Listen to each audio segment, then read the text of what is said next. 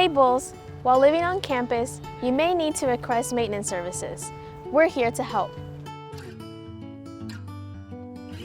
If you encounter a maintenance issue, contact Housing and Residential Education to let us know about it. If it is not an emergency but a routine maintenance issue, you can submit a work order online. These include issues regarding your furniture, appliances, community television, or any other non-urgent misfunctioning item. To submit a work order, visit our website and complete a maintenance request by following the instructions listed online.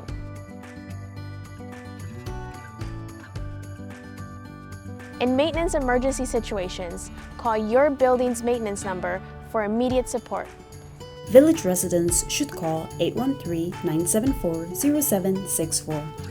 All other residents should call 813-974-3446. And remember, call 911 if the emergency could be harmful to you or others. Maintenance emergency circumstances include, but are not limited to, floodings, power or AC outages, or any other urgent maintenance issues.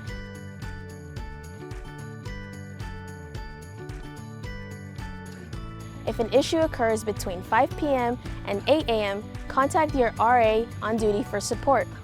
Housing and Residential Education is here to support you by providing a safe and healthy living environment. Thank you for choosing to live the Bulls life.